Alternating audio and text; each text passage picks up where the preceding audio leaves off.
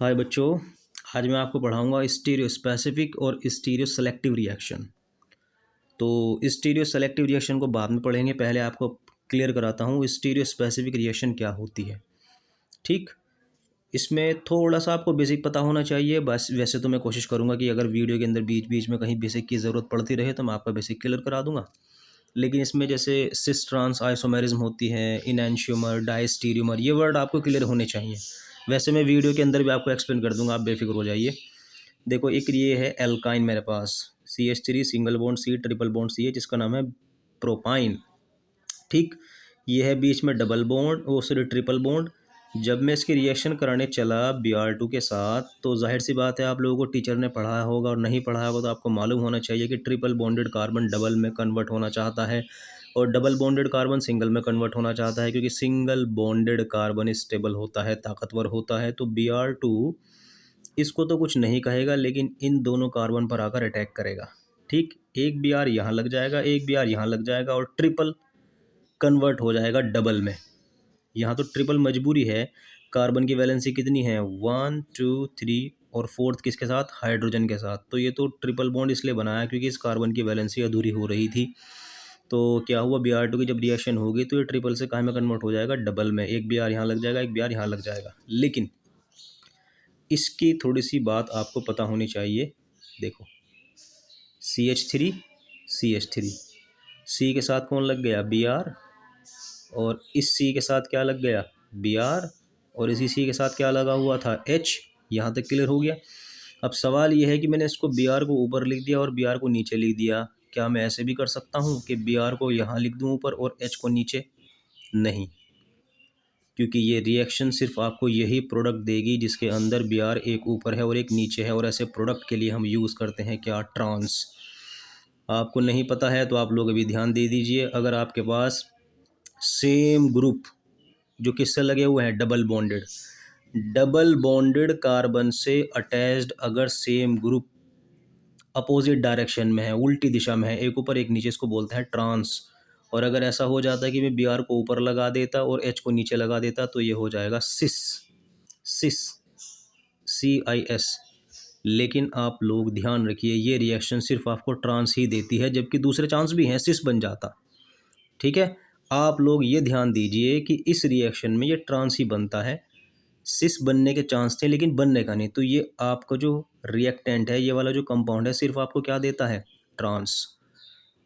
जहाँ कहीं दूसरी चीज़ों की संभावना हो रही हो कि हाँ वो भी बन सकती थी लेकिन नहीं बनी, तो ऐसी रिएक्शन को बोलते हैं स्टीरियो स्पेसिफिक रिएक्शन, जो जिसके अंदर क्या होता है, एक कंपाउंड एक ही प्रोडक्ट देता है, दूसरा नहीं देता। यही है स्पेसिफिक। स्पेसिफिक का मतलब है ख़ास, कि इसकी ख़ास बात यही है कि मैं ट्रांस ही दूंगा, सिस नहीं दूंगा। इसी तरह कुछ ऐसे हैं जो सिस देते हैं, ट्रांस नहीं देते, जबकि ट्रांस बन सकता था। तो स्टीरियो स्पेसिफिक रिएक्शन के अंदर एक कंपाउंड एक ही स्टीरियो आइसोमर देता है। अब ये वर्ड नया आ गया, स्टीरियो आइसोमर क्या होता है। स्टीरियो आइसोमर वही होता है जिसमें आप इनकी पोजीशन चेंज करके दूसरा आइसोमर बना लोगे। आइसोमर तो आपको मालूम होगा, एक ही कंपाउंड के दो ऐसे रूप जिनका फॉर्मूला सेम हो। देखो Br, और यहाँ क्या लग जाएगा, CH3, और ये क्या लग जाएगा, H।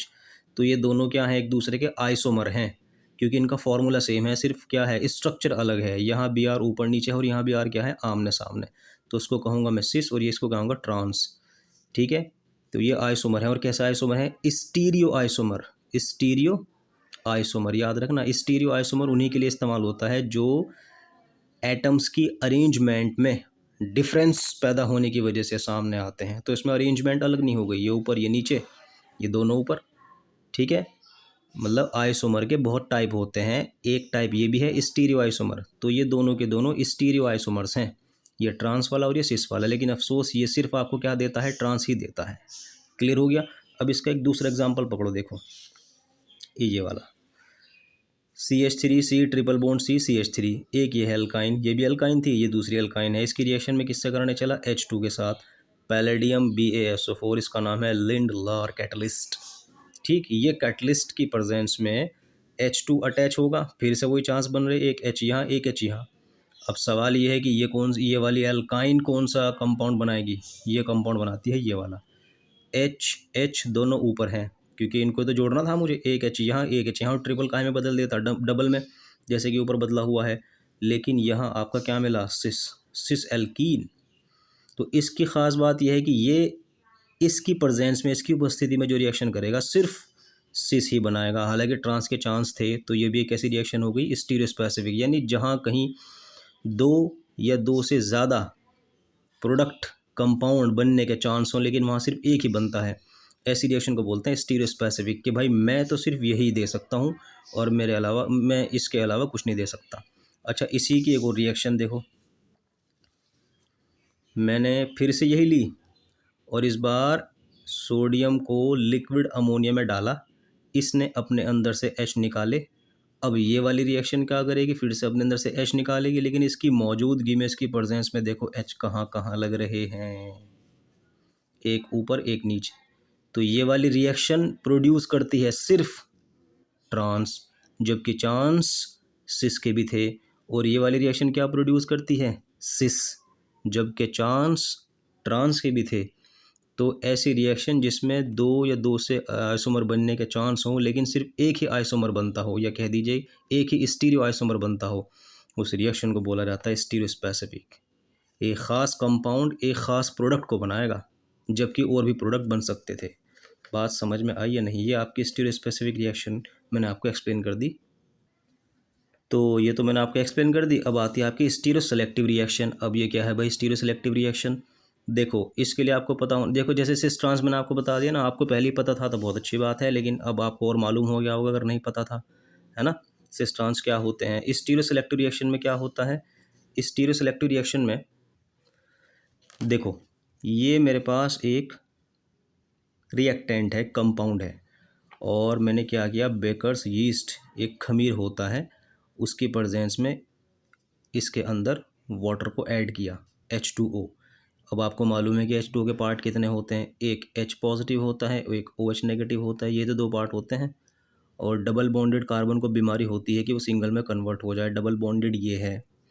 और आपको ऑक्सीजन और कार्बन में ज़्यादा इलेक्ट्रोनेगेटिव कौन दिख रहा है, ये होता है, ठीक, इसके ऊपर नेगेटिव होता है और इसके ऊपर पॉजिटिव होता है। ये रूल है, नहीं पता था तो अब याद कर लो। जब कभी कार्बन ऑक्सीजन के साथ अटैच होता है तो उस पर नेगेटिव और इस पर क्या होता है, पॉजिटिव। आपने H2 की रिएक्शन कराई, इसका H पॉजिटिव अटैच कर देना इसके साथ जिस पर नेगेटिव है, और इसका OH नेगेटिव अटैच कर देना इसके पास, ठीक है। देखो ये चीज़ बन रही है, ये बन गई। ये जो आपको डार्क डार्क सा नज़र आ रहा ना, देखो यहाँ H भी है, ये यहाँ H भी है, क्योंकि इस कार्बन पे H लगा और इस ऑक्सीजन पर क्या लगा, सॉरी इस कार्बन, ये OH है, ठीक है। इस कार्बन पर H लगा और इस कार्बन पर क्या, सॉरी इस ऑक्सीजन पर क्या लगा, H, और इस कार्बन पर क्या लगा है, OH लग चुका। ये जो बता रहा ना मुझे, ये बता रहा है पेज से ऊपर है डार्क सी लाइन, ठीक। और एक ये भी है कि OH ऊपर ना जाकर पूरी नीचे चला जाएगा, इसके पेज से भी नीचे चला जाएगा। ये देखो, ये दूसरा वो है, ठीक है। ये इस डॉट डॉट, इस डैश्ड जो मैं डैश डैश लगा रहा ना, ये एक्चुअली बता रहा है कि OH नीचे है और ये OH ऊपर है। तो इस तरह के स्ट्रक्चर को हम पता क्या बोलते हैं, इनैंशियोमर, इनैंशियोमर, इनैंशियोमर, इनैंशियोमर, ठीक है। तो ये इसका इनैंशियोमर है, ठीक। अब आप ध्यान दो, ये और ये बस इस बात में फ़र्क रखते हैं कि ये OH ऊपर है और ये OH नीचे है, इससे एक्स्ट्रा कोई नहीं है। तो इस कंपाउंड ने मुझे दो प्रोडक्ट बना कर दिए, लेकिन इन दोनों में से जो अधिकता थी, जो एक्सेस में बना, वो कौन बना, ये वाला बना, एस। आपने पढ़ा होगा RS सिस्टम, एक सिस्टम है जो इनका IUPAC नेम लिखता है, जैसे इस वालों का नाम क्या लिखा जाता है, S लिखा जाता है, और ये जो डॉट डॉट, ये जो डैश डैश लगा है, इसका नाम क्या है, R, कंपाउंड का नाम है। तो एक जो कंपाउंड होगा, अगर वो दो इनैंशियोमर बना रहा होगा तो उन दोनों में से कोई एक एक्सेस में मिलता है, यानी दो प्रोडक्ट में से एक प्रोडक्ट एक्सेस में होता है, अधिकता में होता है। इस रिएक्शन को बोलते हैं स्टीरियो सेलेक्टिव, यानी आपको एक स्टीरियो आइसोमर सेलेक्ट करना है। देखो स्टीरियो वर्ड बार बार क्यों आ रहा, जैसे कि मैंने आपको बताया था कि इसकी अरेंजमेंट चेंज करनी, कि BR ऊपर है नीचे है, अगर आपने दोनों BR ऊपर लगा दिए तो वो स्टीरियो आइसोमर्स बन जाएंगे। इसी तरीके से आप लोगों ने यहाँ भी तो ये किया ना, ये H क्या था, ऊपर था, ऊपर की साइड, क्योंकि ये मैंने बहुत डार्क लाइन से बनाया, और ये डॉट, ये डैश डैश क्या बता रहा है, नीचे है। यानी सिर्फ एटम्स या ग्रुप की अरेंजमेंट चेंज कर देने से कि इसको ऊपर बना दिया और इसको नीचे बना दिया, आपको जो भी आइसोमर हाथ लगते हैं उन्हें बोलते हैं स्टीरियो आइसोमर्स। तो ये दोनों के दोनों स्टीरियो आइसोमर हैं, लेकिन इनमें से ये एक्सेस में है, ये अधिक बने दोनों, लेकिन ये ज़्यादा बना। और ऊपर क्या था कि एक कंपाउंड एक ही बनाएगा, दूसरे का चांस नहीं है। यहाँ दो बन रहे लेकिन एक एक्सेस में बन रहा है। तो स्टीरियो सेलेक्टिव रिएक्शन में दो या दो से ज़्यादा स्टीरियो आइसोमर्स बनते हैं, लेकिन एक स्टीरियो आइसोमर बहुत ज़्यादा अमाउंट में बनता है। यह है stereo selective reaction. Stereo selective में दो या दो से ज़्यादा बनेंगे और एक एक्सेस में होगा, और यहाँ एक ही बनेगा, और वो इसकी ख़ास बात होगी कि मैं सिर्फ एक ही दे सकता हूँ प्रोडक्ट, इससे एक्स्ट्रा नहीं देने का। हालांकि दूसरे के बनने के चांस हैं, मैं नहीं दूंगा। आया समझ में? इसी तरीके से एक एग्जांपल और है, देखो देखो स्टीरियो आइसोमर बनाने के लिए मैंने क्या किया, इसको ऊपर था ना, उसको क्या कर दे नीचे। अब एक एग्जांपल और देखो, ये है आइसोप्रोपाइल, फिर से कीटोन लगा हुआ है, ये ऑक्सीजन है, और ये है मिथाइल, Me का मतलब मिथाइल। ये एक पेंटागनल स्ट्रक्चर है ये वाली, ठीक। यहाँ बोरोन लगा हुआ है, ये H है, ये इधर भी मिथाइल, इधर भी मिथाइल, ये है वही डैश डैश, और ये है डार्क लाइन। और मैंने फिर से H2O के साथ रिएक्शन करा दी, फिर से वही, इस पर नेगेटिव, इस पर पॉजिटिव, और वाटर के साथ जब रिएक्शन कराऊंगा तो क्या हो जाएगा, इसके HOH आप जानते हैं H पर पॉजिटिव है, कहाँ जाकर अटैक करेगा, यहाँ पर, और OH पर नेगेटिव है, कहाँ जाकर अटैक करेगा, यहाँ पर, ठीक। तो इस पर H लगाऊंगा तो ये, और यहाँ क्या बना है OH, ठीक है। और यहाँ पर क्या होगा, यहाँ पर क्या लगेगा, समझ गए आप? तो ये भी वही है, यहाँ पर क्या किया, और मैंने इसका मतलब क्या बताया था आपको, ये प्लेन से नीचे है, इस कागज़ से नीचे है, और ये क्या बता रहा है आपको, ये कागज़ से ऊपर है। तो दोनों को फिर से मैं क्या कहूँगा, इनैंशियोमर। इनैंशियोमर ऐसे ही बनते हैं। तो इसको नीचे पाया, इसको ऊपर पाया, लेकिन जब देखा तो यार अमाउंट ज़्यादा किसकी है, किसकी ज़्यादा मात्रा बनी है, इसकी। तो ये भी एक अच्छा खासा एग्जाम्पल है किसका, स्टीरियो सेलेक्टिव रिएक्शन का। वैसे आपको मैंने टॉपिक तो क्लियर कर दिया, सिर्फ मैं एग्जाम्पल देकर ही वीडियो बढ़ा रहा हूँ, क्योंकि आप लोग जब एग्जाम में लिखेंगे तो ये एग्जाम्पल्स आपको आने चाहिए। तो इसके अंदर भी दो इनैंशियोमर बने, लेकिन एक इनैंशियोमर की अमाउंट थोड़ी सी क्या है, ज़्यादा है। क्लियर? अब नेक्स्ट एग्जाम्पल है ये वाला, इसमें ये साइक्लोहेक्सीन है, इस साइड मिथाइल लगा हुआ है, इस साइड कीटोन लगा हुआ है। मैं फिर से H2 के साथ रिएक्शन करा रहा हूँ, इस बार प्रोडक्ट बनेगा ये वाला, ठीक है। ये नीचे बन गया, और ये क्या है, ऊपर बन गया। इस डार्क का मतलब है कि ये प्लेन से ऊपर है, यानी इस स्ट्रक्चर से ऊपर है, और ये डैश डैश इसके नीचे है। तो ये क्या बना, 98%। अब मैं इसका इनैंशियोमर बनाना चाहता हूँ। देखो आपके पास एक नई टर्म आने वाली है, इनैंशियोमर बनाना चाहता हूँ। इनैंशियोमर को मैंने आपको बताया था कैसे बनाते हैं। जैसे इसका इनैंशियोमर बनाना था तो इसको नीचे पाया था ना, तो क्या किया था, ऊपर कर दिया था इसको। तो ये दोनों एक दूसरे क्या बन गए थे, इनैंशियोमर, ठीक। तो इसी तरीके से इसका इनैंशियोमर बनाने की कोशिश करी मैंने। तो देखो, इसको नीचे करना था, और इसको कहाँ करना था, इसको नीचे करना था, इसको ऊपर करना था। तो ये डैश डैश बन जाता, और ये क्या बन जाता, बड़ी सी डार्क लाइन ऐसी। लेकिन ये तो हुआ ही नहीं। ऐसी स्ट्रक्चर को कहा जाता है डायस्टीरियोमर। इसकी भी इनैंशियोमर वो लिख दो स्पेलिंग, डायस्टीरियोमर। इसकी स्पेलिंग याद रखना। इनैंशियोमर और डायस्टीरियोमर में फ़र्क नज़र आया? डायस्टीरियोमर के अंदर ये चीज़ नहीं होती।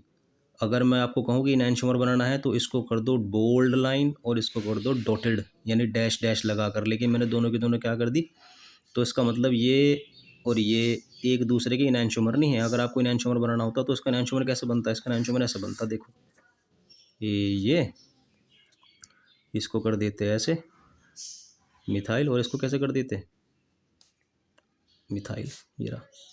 और ऊपर क्या लग रहा है ना। लेकिन मैंने ऐसी बनाई नहीं, मैंने तो ऐसी बनाई। तो इसको बोलेंगे डायस्टीरियोमर। तो आपको डायस्टीरियोमर भी स्पेलिंग ये है, और डायस्टीरियोमर बनाने का तरीका आ गया, और डायस्टीरियोमर ऐसे ही बनाए जाते हैं। तो ये भी एक स्टीरियो सेलेक्टिव रिएक्शन ही है, क्योंकि दो स्टीरियो आइसोमर्स बने, लेकिन उनमें से एक अधिकता में था। तो ये नेक्स्ट एंड लास्ट एग्जाम्पल है, ये है आपका कंपाउंड। इसका मैंने क्या कर दिया, इपोक्साइडेशन। इपोक्साइडेशन क्या होता है, ऑक्सीजन का अटैचमेंट किसके साथ, एल्कीन के साथ। इस ऑक्सीजन को बोलते हैं इपोक्साइड। अगर ये दोनों साइड किससे लगा हुआ है, कार्बन कार्बन से, और क्या बना रहा, साइक्लिक स्ट्रक्चर। अगर ये साइकिल ना बनाता ना, बल्कि ऐसे कर लेता, ऑक्सीजन कार्बन और कार्बन, तो ये इपोक्साइड ना होता, फिर ये ईथर होता। इपोक्साइड कहने के लिए ऑक्सीजन का साइक्लिक फॉर्म में आना ज़रूरी है। देखो, ऑक्सीजन कार्बन कार्बन साइकिल बन गई ना, यानी एक तरीके से आप लोग कह सकते हो साइक्लिक ईथर। ईथर किसको बोलते हैं? जब ऑक्सीजन के दोनों साइड कार्बन कार्बन आ जाता है, इसको ईथर बोलते हैं। लेकिन ये साइक्लिक बन गया तो साइक्लिक ईथर को क्या बोलते हैं? इपॉक्साइड। तो मैंने इसका क्या कर दिया है? इपॉक्साइडेशन किया, यानी इसके अंदर इपॉक्साइड का फॉर्मेशन किया, तो देखो हो नहीं गया, तो बन गया ना इपॉक्साइड। अब ये चीज़ है, मुझे इसका इनैंशियोमर तैयार करना है। सबसे अच्छी बात मैं आपको बता चुका था कि इनैंशियोमर बनाने के लिए ये जो डैश डैश है इसको तो कर दो बोल्ड, ये जो बोल्ड है इसको कर दो डैश, ये डैश डैश है इसको कर दो bold.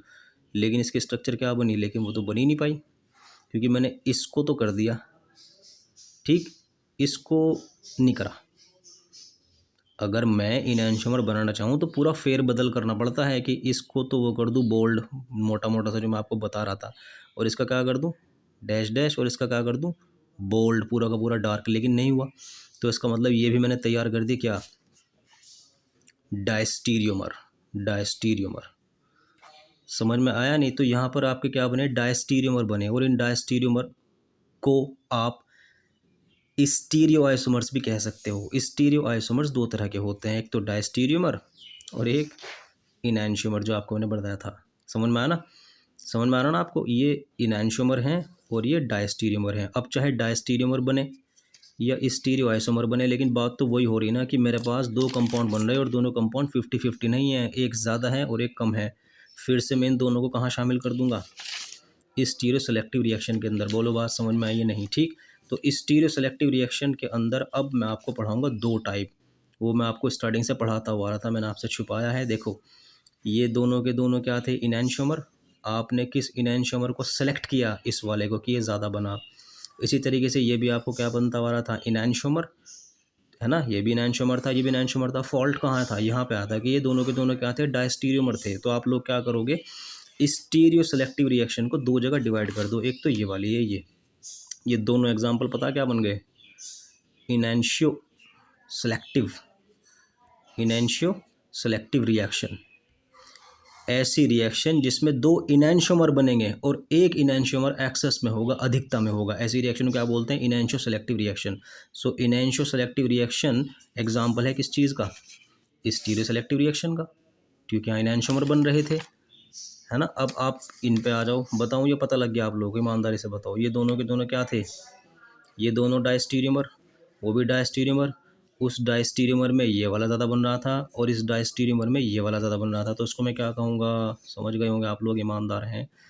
Diastereo, diastereo selective reaction, यानी ऐसी ऐसी रिएक्शन जिसमें दो डायस्टीरियोमर बनेंगे लेकिन एक डायस्टीरियोमर एक्सेस में होगा, अधिकता में होगा। ऐसी रिएक्शन जिसमें दो इनैंशियोमर बनेंगे और एक इनैंशियोमर एक्सेस में होगा। यानी कुल मिलाकर स्टीरियो सेलेक्टिव रिएक्शन, कुल मिलाकर स्टीरियो सेलेक्टिव रिएक्शन दो टाइप की होती हैं, एक इनैंशियो सेलेक्टिव और एक डायस्टीरियो सेलेक्टिव। उम्मीद करता हूँ कि आप लोगों को वीडियो समझ में आई होगी, है ना? और ये सारे एग्जाम्पल आपको लिखने हैं, याद रखना, जब आप बुक खोलोगे तो एग्जाम्पल बढ़ जाएंगे, लेकिन एग्जाम में एग्जाम में अगर आप ये वाले एग्जाम्पल लिखोगे इनसे भी काम चल जाएगा, क्योंकि बुक में थ्योरी कम, एग्जाम्पल ज़्यादा दिए जाते हैं ताकि टॉपिक को एक्सप्लेन अच्छी तरह किया जा सके, ठीक। अब आपको इनैंशियो सेलेक्टिव और डायस्टीरियो सेलेक्टिव ये दो टाइप पता लग गए किसके? स्टीरियो सेलेक्टिव रिएक्शन के, ठीक। ये मैं आपको पहले बता चुका था, स्टीरियो स्पेसिफिक रिएक्शन। अब आपको एक चीज़ और बता दूँ, ये जो कार्बन था ना, ये काहे में कन्वर्ट हो गया था? कायरल कार्बन बन गया था इसका। क्या बन गया था? Chiral carbon. कायरल कार्बन क्या होता है? ऐसा कार्बन जिसके चार के चार ग्रुप अलग हों, ठीक है। देखो, इस कार्बन से CH3 भी लगा हुआ है, OH भी लगा हुआ है, Cl भी लगा हुआ है, H भी लगा हुआ है, इसे कार्बन को क्या कहूँगा मैं? Chiral carbon. तो यहाँ पर मैं क्या बना रहा हूँ? सॉरी, गलती हो गई थी, यहाँ H लगेगा, ठीक है। तो आप लोगों ने इस कार्बन को देखा, इसके साथ सिर्फ ऑक्सीजन अटैच था और ये वाला कार्बन था और ये वाला कार्बन था, जबकि इस कार्बन के साथ क्या अटैच होना चाहिए? 4 ग्रुप्स होने चाहिए, लेकिन डबल बॉन्ड की वजह से सिर्फ एक ही ग्रुप था। तो जो आपने इसका हाइड्रोलिसिस किया, आपने OH को कहाँ, ऑक्सीजन को कहाँ बदल दिया? OH के अंदर, ये H लग गया। इस कार्बन को देखो, इसके कितने अलग अलग हो रहे हैं, एक OH अलग हो गया, एक ये अलग हो गया और ये वाला अलग हो गया, ये वाला अलग हो गया, यानी ये कार्बन क्या बन गया? Chiral carbon. ऐसा कार्बन जिसके चार के चार ग्रुप अलग लगे हों। लेकिन ये कायरल बाद में हुआ, पहले तो ये था ना, ये तो था डबल बॉन्ड, इसको आप कायरल नहीं बोलने के, लेकिन ये डबल बॉन्डेड कार्बन काहे में कन्वर्ट हो गया? कायरल कार्बन में। तो ऐसा कार्बन जो रिएक्शन के बाद कायरल कार्बन डेवलप करता है उसको पता है क्या कहा जाता है? प्रोकायरल। प्रोकायरल, प्रो का मतलब पहला, प्रोकायरल। आपको समझ में आया नहीं? तो हर उस कार्बन को प्रोकायरल कह देना जो कार्बन रिएक्शन करने के बाद कायरल कार्बन को प्रोड्यूस करता हो। ये भी प्रोकायरल कार्बन है, ये भी प्रोकायरल कार्बन है, ठीक, ये भी प्रोकायरल कार्बन है क्योंकि यहाँ कायरल कार्बन आ गया। कैसे आया, ये रहा, ये मिथाइल लगा हुआ है, ये लगा हुआ है, ये लगा हुआ है और इधर क्या लगा हुआ है, H। तो इस कार्बन पे भी 4 ग्रुप अलग अलग हैं, प्रोकायरल है। इसी तरीके से ये भी प्रोकायरल है, क्यों, क्योंकि इसने ये प्रोड्यूस किया। इधर ऑक्सीजन लगा हुआ है, इधर ये लगा हुआ है, इधर ये लगा हुआ है और एक H भी लगा होता है। याद रखना कार्बन के साथ जो H लगा होता है उसको लिखते नहीं। समझ में आई बात? नहीं तो prochiral, stereo selective, enantio selective, diastereo selective, ये सारी रिएक्शन आपको कंप्लीट मैंने करा दी। आप लोग अगर कॉपी पेन लेकर बैठे थे तो लिख लिया होगा और अगर नहीं लिखा तो प्लीज़ इसको पीछे ले जाकर वीडियो को दोबारा लिखो, क्योंकि आप जितना आसानी इस वीडियो के अंदर समझ लोगे, खुद से नहीं समझ पाने के और ना कहीं आपको इस तरीके से मिलने का डिस्क्रिप्शन। उम्मीद करता हूँ कि आप लोगों को वीडियो समझ में आई होगी। कमेंट सेक्शन में मुझे ज़रूर बताइए। Thank you.